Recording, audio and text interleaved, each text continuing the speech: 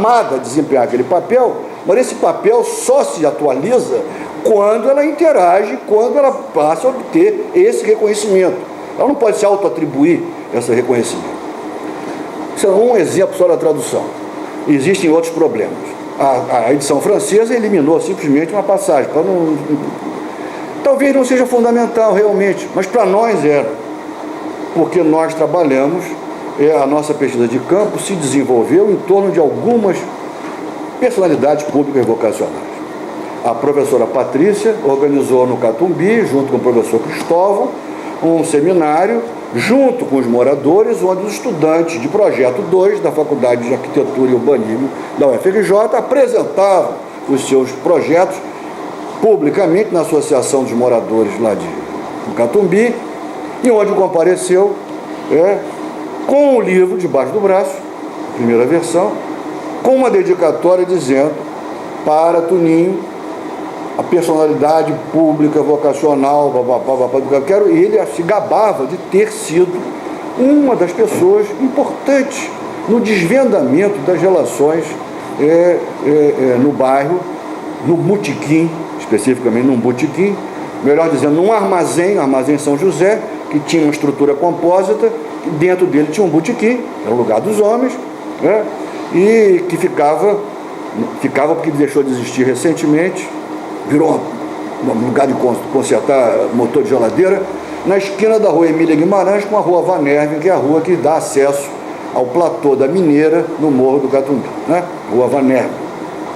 Então, esse livro da Jane Jacobs, nitidamente, ele era um prospecto em favor da cidade e algo que estava dirigido para a mobilização das pessoas. E usava um vocabulário muito perto, exatamente, dessa experiência urbana dos moradores das ruas de uma área de Greenwich Village, e que depois ela vai, como meu colega professor Vinícius longamente escreveu sobre a questão, num esforço de balanço da obra de Jane Jacobs, não de um livro, da obra, o que é uma coisa de grande complexidade, o que ela vai mudando o foco das coisas, mas enfim. Então, esse grande prospecto político, que é financiado por Rockefeller, é isso? Rockefeller que chama ela, porque ela era uma criadora de casos, A mãe dela já ficava apavorada com ela, que ela veio da Pensilvânia, não é isso? E aí você entende uma frase do Peter Berger, em perspectivas sociológicas, quando ele diz: se você não compreende o Arkansas, você não vai entender Greenwich Village. Quer dizer, o que faz com que essa gente toda vá para Nova York, e em Nova York para Greenwich Village? Os pianistas de jazz, os poetas alternativos, essa jornalista que descreve a chegada dela a primeira vez em Nova York de barca, ela com o pai e a irmã, ela veio do interior, é isso que é o problema. Chegou lá, desculpe, sou interior, ela fica maravilhada com aquilo. E a primeira atitude dela é exatamente praticar a cidade.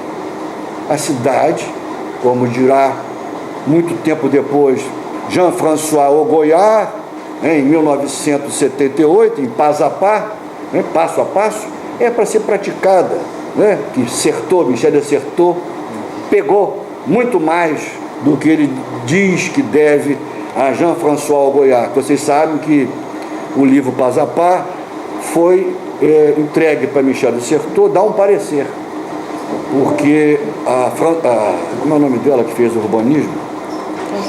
A Françoise Chouet, que era amiga tanto do Michel de Certeau quanto do Augoyard, pede a Certeau para fazer então a leitura e fazer, quem sabe, uma apresentação, e Certeau disse para ela: não, eu quero conhecer, eu não quero fazer apresentação, eu quero conhecer essa pessoa, que vinha que vinha de filosofia, como é hábito na sociologia francesa, né? E ela vai praticar essa cidade. E ela vai começar a tomar notas e fazer um diário de campo. E nesse diário de campo, ela começa depois a descobrir que ela pode escrever artigos para um jornal. Ela ganha mais escrevendo artigo para um jornal do que ela ganhava como secretária, não é isso? Ganhava $40 por cada artigo, não é isso? Ganhava, acho que 4 para ser secretária, é uma coisa absurda. E ela começa a escrever, tomar nota. Então, ela que, em 1957, escreve em Fortune, se não me engano, Downtown is for People, que é um artigo fantástico, atualíssimo, que fala exatamente sobre os processos de renovação urbana, né? E hoje a gente falaria de gentrification, né? Tirar as pessoas de lá para substituí-lo.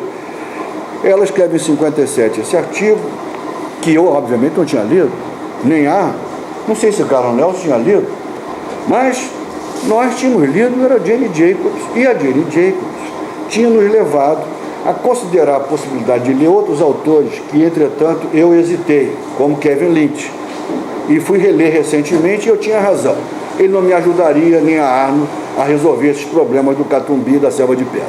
Kevin Lynch. Embora ele fizesse pesquisa de campo, que é outra coisa importante, porque senão parece que nós começamos pesquisa de campo fazendo. Não, absolutamente. Os arquitetos urbanistas faziam um trabalho de campo, sim.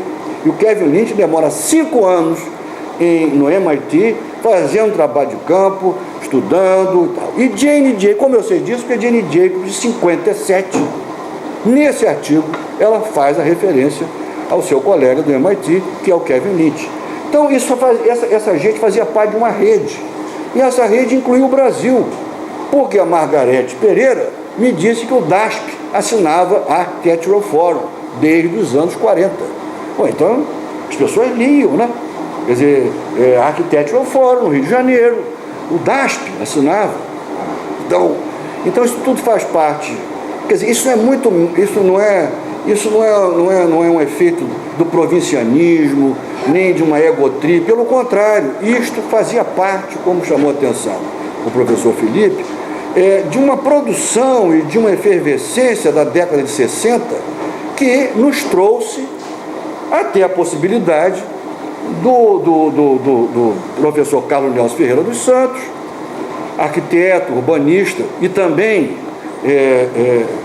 concluindo seu estudo de mestrado no Museu Nacional, em antropologia, a ousar efetivamente colocar um grupo interdisciplinar, multidisciplinar, na tentativa de responder a um tipo de questão que era sobre esses aspectos da cultura urbana, em termos da apropriação dos espaços coletivos para fins de lazer. Por que eu digo que é ousar? Porque tomou-se a decisão, ele e Arno, que fez o novo projeto, que vai para o IBAM em 78, o Arno, de apresentar esse projeto à FINEP. Esse projeto tinha um escopo mirabolante inicialmente, por isso ele demora 78 até chegar a 79, que eu vou trabalhar em maio de 79. Não durou 1 ano, nem 10 anos a pesquisa de campo. Foi o trabalho de campo mais curto que eu fiz na minha vida. Eu estudei 20 anos numa aldeia de pescadores. Estudei quase equivalente aos cultos afro-brasileiros, até conseguir escrever um livro com Arno Vogel e José Flávio Pessoa de Barros, também já falecido. Esse trabalho, Quando a Rua Vira Casa, que não se chamava assim, né? Ele foi um trabalho curto, quer dizer, de curta duração, mas um trabalho muito intenso do ponto de vista da interlocução que ele propiciou e que ele provocou. Daí, talvez, as ambiguidades, as dificuldades, né? Porque é como se ele fosse realmente, como se fosse o produto de uma obra coletiva, né? Uma obra, não é uma obra coletiva, quem escreveu fui eu e Arno. Escrevi a primeira, a última foi, tá? Mas é como se ele fosse uma obra coletiva. Agora, esse empreendimento, esse empreendimento se beneficiou não só dessa convivência, mas da capacidade que esse pequeno grupo, porque a Magali Alonso de Lima abandonou logo a pesquisa, ela não chegou nem a fazer pesquisa de campo, ela foi, na realidade, a uma festa do Divino Espírito Santo, né, e foi uma reunião na Associação de Moradores e foi embora para o seu marido, para Harvard. Ela era, então, casada com o professor Roberto Cândido de Lima. Ela foi para Harvard acompanhar o marido. A Zilda Clarice, também é professora aposentada titular da UF, da área de educação, ela também, depois que fez esses acertos com as professoras das escolas do entorno, em termos de trabalhar com as crianças, em termos de redações e desenhos, também encerrou o trabalho dela. Ela entregou as redações e os desenhos das crianças, né? Nenhum texto, nenhum capítulo de livro, né? Eram as entrevistas e os desenhos, tal como tinham sido propostos por mim e por Arno. Por quê, negócio das crianças? Porque eu tinha vindo do Alto Xingu, eu tinha vindo dos índios Uauja, hoje se fala Uauja, mas na literatura é o Uaurá. Eu tinha vindo dos Uaurá, um grupo aruaque do Alto Xingu. E tive um desentendimento com meu orientador, que dizia para mim que Lite tinha razão, que ouvir a etnografia dos outros é muito chato. Eu falei, então eu estou fora. Pulei fora, eu já era professor, já era professor. E o Arno me chamou para trabalhar nessa pesquisa com ele. Foi ótimo. Quando ele viu o livro, ele falou, mas vocês escreveram um livro? Eu falei, Vocês acham que eu ia fazer o que no Alto Xingu? Que eu ia ficar tocando flauta no Alto Xingu? Era o Anthony Seeger. Depois ficamos amigos e tal. Mas ele deu essa dica. É muito chato ouvir a etnografia dos outros. Bom, um antropólogo que não quer ouvir a etnografia do outro, não é conta a sua história que eu conto a minha, era uma conversa sobre as questões mais relevantes, sobre os caminhos a serem tomados. Não é bom? Então, essa oportunidade dessa interlocução trouxe outra vez a consideração de todos nós, por diferentes perspectivas, do que era colocar em perspectiva as categorias através das quais, e o sistema de categorias empregados por nós, obviamente, para mapear, para cartografar. Hoje se fala muito de cartografar, né? De cartografar, mas os cartógrafos não sabem fazer cartografia, esse é que é o problema. Então, cartografar essas práticas, não é isso? E, obviamente, que isso nos conduzia aos problemas dos sistemas de classificação e os equívocos das análises sobre o sistema de classificação. A começar pelo texto de Durkheim e Marcel Mauss, em 1903, que é um primor de materialismo mecanicista, porque ele toma as representações da cosmologia como um epifenômeno da morfologia social, né? Mas, de qualquer maneira, essa é uma parte morta do pensamento dos dois. Certamente, logo em 1912, o Durkheim mudou radicalmente, mas o que interessava era mostrar sobre a gênese social dessas categorias, o que ele também tinha com Marx, em semelhança, né? A origem social do conhecimento, dos conceitos, das categorias. E, sobretudo, que era através dessa armadura que as pessoas nós poderiam pensar o que era trabalho por oposição ao lazer. O que era lazer? O que era apropriação de espaços públicos para fins de lazer? Então tinha que discutir o que era público, o que era espaço público. Ou seja, a formulação do título da pesquisa já implicava de você esmiuçar as categorias que o próprio formulador do projeto tinha usado. Apropriação, espaço público, lazer. Isso tudo, gente, vocês têm que pensar o seguinte: naquela época, Augusto Ivan, o nosso arquiteto, estava empenhado em transformar o Catumbi em ruas que terminavam em cul-de-sac, a obsessão dos arquitetos urbanistas de extração modernista.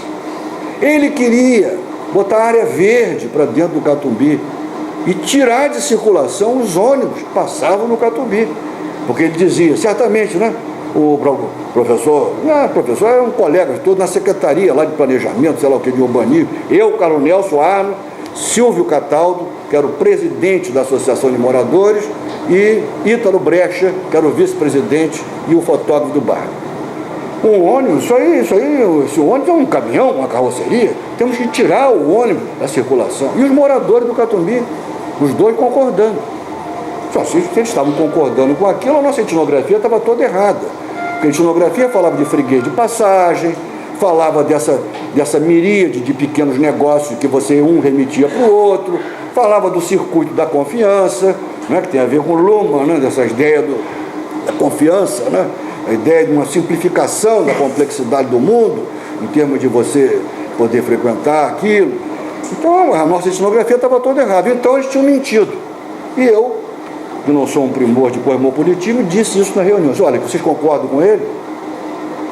Isso tudo é falso. Então, isso aqui ele vai acabar com o bairro de vocês. E Carlos Nelson, vocês imaginam o Carlos Nelson rindo, né? Claro, né? E Arno preocupado. Porque Carlos Nelson adorava fazer um rebuliço desse. Por isso, ele marcou essa reunião com Augusto Ivan para discutir o caso do Catumbi. Mas não é isso que Augusto Ivan relata num livro que vocês publicaram, a Escola de Arquitetura publicou, com informações absolutamente incorretas. Uma delas, inclusive, atribui a Carlos Nelson um livro que foi escrito por Jerônimo, Arno e Vera. Está escrito aqui no livro que vocês publicaram. Então, esses equívocos não podem permanecer eternamente. Porque se o Jerônimo me propõe fazer esse lançamento aqui, esse relançamento, porque ele considera que este livro está umbilicalmente ligado ao curso. Bom, se ele está umbilicalmente ligado ao curso, é preciso que esse curso, quer dizer, que nós tenhamos uma consciência cada vez mais refinada desses processos, para realmente fazer aparecer o que tornou possível esse tipo de trabalho, esse tipo de interlocução e as gerações que se sucederam na Escola de Arquitetura, na então renovada Escola de Arquitetura e Urbanismo da UF. As entrevistas às quais Felipe se referiu, elas foram propositalmente feitas com diferentes gerações de arquitetos, exatamente para saber se esses autores eram lidos nos cursos de arquitetura. Não eram. Foi a pergunta que eu fiz na ocasião aqui para o Nuno Porte e tal. Se esses autores não eram lidos no curso de arquitetura naquela época, como esses arquitetos leram? Então, aquele negócio do Howard Becker. O problema não é o que acontece em sala de aula quando o professor está na sala de aula. É o que acontece quando o professor não está. Então, essas pessoas liam, discutiam, circulavam livros, que alimentavam a curiosidade, e estimulavam a imaginação sociológica, no sentido amplo do termo, de arquitetos, urbanistas, no caso específico, né, que eu estou falando, tanto na UFRJ quanto na UF. A PUC tem uma tradição, uma trajetória um pouco diferente para a sociologia urbana na PUC, que está, de algum modo, na base também dessa coisa toda, né? Porque em 1967, antes de Henri Lefebvre, antes de Isaac Joseph publicar em 79 a primeira coletânea em língua francesa dos escritos da Escola de Chicago, nós aqui no Brasil tínhamos publicado em 49 os estudos de ecologia humana que o Donald Pearson organizou, onde está o trabalho do Robert Elza Parker, por exemplo, sobre a cidade. É interessante que o texto do livro O Fenômeno Urbano, organizado por Otávio Velho, que era aluno da PUC, do Departamento de Sociologia da PUC, aluno de José Arthur Rios, contemporâneo de Moacir Palmeira, de Lígia Segura mais nova, Lícia do Prado Valadares, não é isso? Mas, sobretudo, contemporâneo também de Sérgio Santeiro. Foi o nosso diretor do IACS. É Sérgio Santeiro quem traduz o texto A Cidade, do Robert Elza Parker, que está no Fenômeno Urbano. Então, é interessante como essas instituições, houve uma época em que elas conversavam mais, ou pelo menos os seus estudantes conversavam mais e, por uma série de facilidades na época, tiveram acesso à Presse Universitaire do Rio de Janeiro, que era a ZAAR, né? Nós não temos University Press, né? Quem legitima as coisas aqui hoje é o quê? Cosac Naif, Companhia das Letras, não é isso?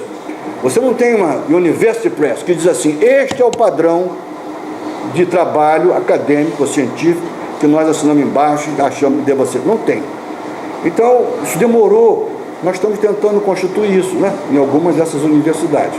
Mas na época você tinha a ZAAR, que se destacava da editora Civilização Brasileira, muito marcada pelo marxismo francês, também se destacava da Tempo Brasileiro, muito marcado pela filosofia e o marxismo alemão. Isso. Então, essas editoras que no Rio de Janeiro também tinham essa disputa em termos da escola Teuto Sergipana do Recife, de um lado, e a escola Galo Fluminense de outra, representada por essas duas editoras, que são linhagens do pensamento social brasileiro. Mas, enfim, voltando para cá, para a nossa conversa, esse engajamento favoreceu essa coisa toda, mas, obviamente, que esse livro ficou com um problema. Esse livro nunca foi tomado, aqui no Rio de Janeiro, como um livro de antropologia urbana, durante anos. Ele era um livro sempre associado à arquitetura e urbanismo. E só tinha um autor, e esse autor era Carlos Nelson Ferreira dos Santos. Nem não aparecia.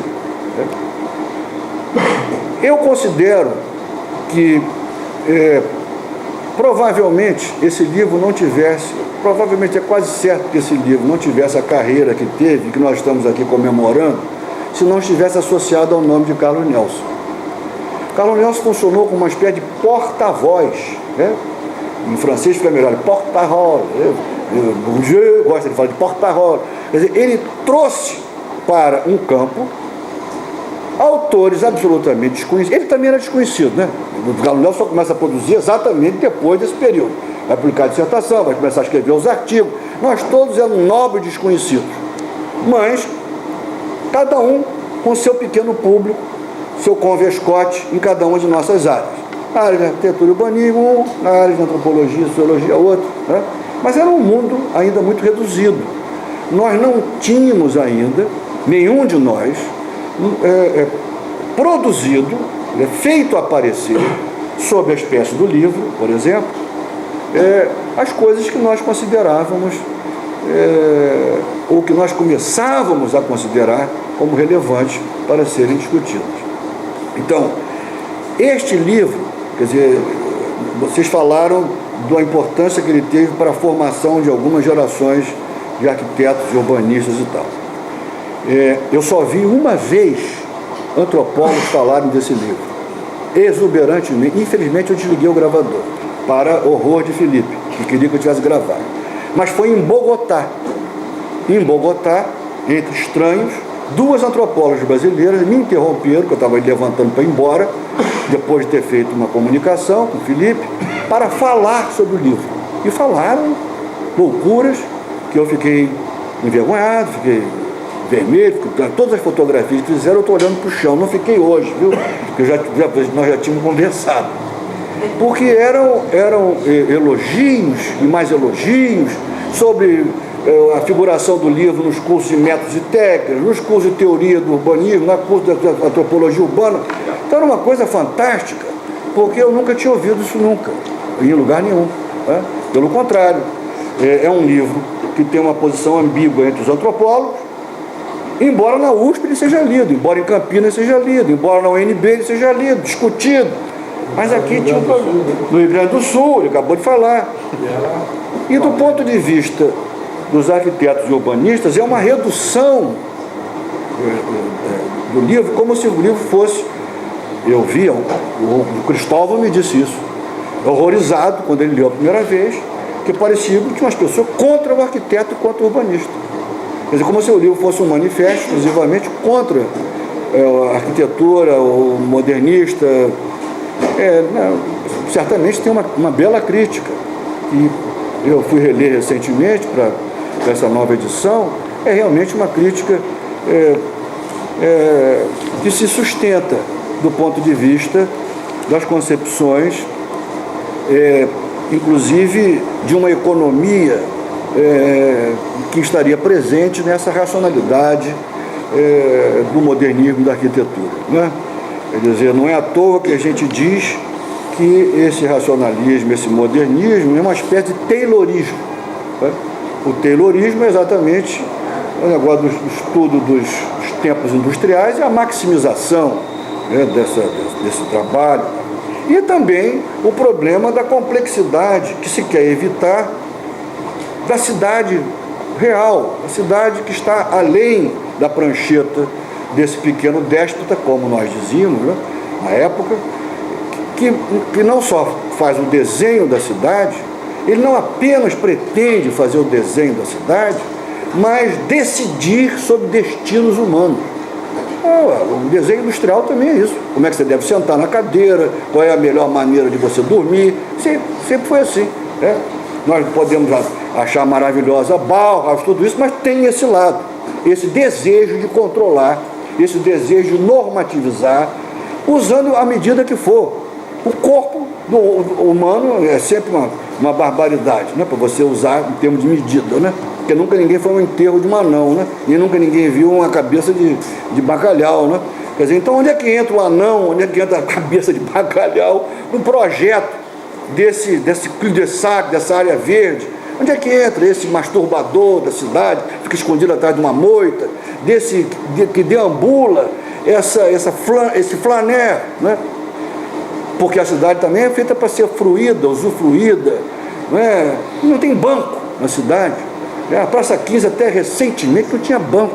Todos os nossos colegas que vinham nos visitar, a primeira coisa que diziam, professor, ô Melo, essa cidade não gosta dos seus moradores, não, né? Eu falei, mas como assim? Não tem banco. Quer dizer, uma pessoa grávida, ou uma pessoa idosa, ou uma pessoa que tem um mal súbito, não tinha lugar nenhum para se sentar, até a Avenida Central. Não tinha banco em lugar nenhum. Agora puseram uns banquinhos, né? Você anda aqui na orla, aqui do lado da faculdade, da Escola de Arquitetura e Urbanismo, da Escola de Engenharia, então não tem um banco nessa orla toda aqui, que é uma orla linda, do Gravatá, né? Então, é claro que essa cidade, que a gente olha, né, e fica sempre essa banalização dessa experiência. Por isso nós falamos que fazer etnografia de um bairro, de uma casa, de uma rua, poderia parecer ao nosso leitor um